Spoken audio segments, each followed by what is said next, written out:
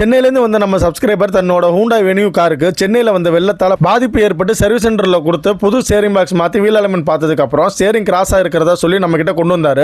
நான் wheel alignment பார்க்கறதுக்கு முன்னாடி எதேச்சியாக கீழே இறங்கி பார்க்குறப்ப என்ட்ராய்டு மரம் ஒரு பக்கம் கம்மியாகவும் மறுபக்கம் அதிகமாக இருந்ததால் இப்படி இருந்தால் ஸ்டேரிங் சுற்றுற அளவு ஒரு பக்கம் கம்மியாகவும் மறுபக்கம் அதிகமாக சுற்றுங்கிற விவரத்தை சொல்லி ரெண்டு பக்கமும் என்ட்ராய்டு மரையை அட்ஜஸ்ட் பண்ணி சமப்படுத்தி வச்சேன். இதனால் ஸ்டேரிங் ரொம்ப கிராஸ் ஆகி ரைட் சைடு இறங்கி இருந்துச்சு.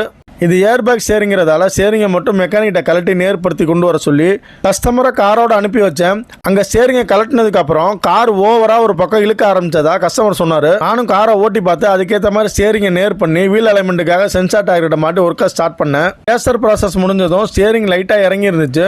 டோர் ரீடிங்கும் மாறி இருந்துச்சு. நான் முன்னாடியே என்ட்ராய்டு நட்டை லூஸ் பண்ணி வழக்கம் போல் ஸ்டேரிங்கை லாக் பண்ண ஆரம்பித்தேன். இந்த காரில் ஸ்டேரிங்கை செடியாக வச்சு லாக் பண்ணுறதுக்கு ஏதோ பாம் செட் பண்ணுற மாதிரி ரொம்ப பதட்டமாயிடுச்சு. அப்புறமா என்ட்ராய்டை ஒரு வழியாக ரெண்டு பக்கமும் அட்ஜஸ்ட் பண்ணி டைட் வச்சுட்டேன். ரீடிங் கரெக்டாகிடுச்சு. ஸ்டேரிங்கும் நேராக தான் இருந்துச்சு. இப்போ காரை ஸ்டார்ட் பண்ணி ஸ்டேரிங் சுற்றும் போது ரெண்டு பக்கமும் லெவல் ஈக்குவலாக இருந்துச்சு. என்னோட வேலை முடிஞ்சதும் மெக்கானிக்கிட்ட ஸ்டேரிங்கை திரும்பவும் மாட்டிக்க சொல்லி கஸ்டமர் அனுப்புனேன். பிரச்சனையே அங்கே தான் ஸ்டார்ட் ஆச்சு. ஸ்டேரிங்கை மாட்டினதுக்கப்புறமும் திரும்ப ஸ்டேரிங் கிராஸ் ஆகிடுச்சு. இதனால் கஸ்டமர் பயங்கர அப்செட் ஆகிட்டாரு. ஸ்டேரிங் கேலிப்ரேஷன் பண்ணியும் இந்த ப்ராப்ளம் சால்வ் ஆகலை.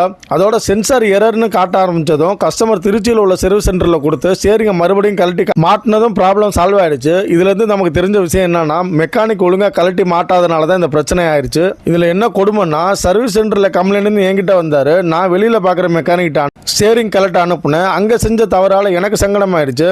இப்போ சர்வீஸ் சென்டர்லேயே சரி பண்ணி கொடுத்துறாங்கிறத கேட்டப்போ தான் எனக்கு மனசுக்கு சந்தோஷமாக இருந்துச்சு. எது எப்படியோ ஸ்டேரிங் சரியானா ஓகே, நமக்கு கஸ்டமர் சாட்டிஸ்ஃபேக்ஷன் தான் முக்கியம்.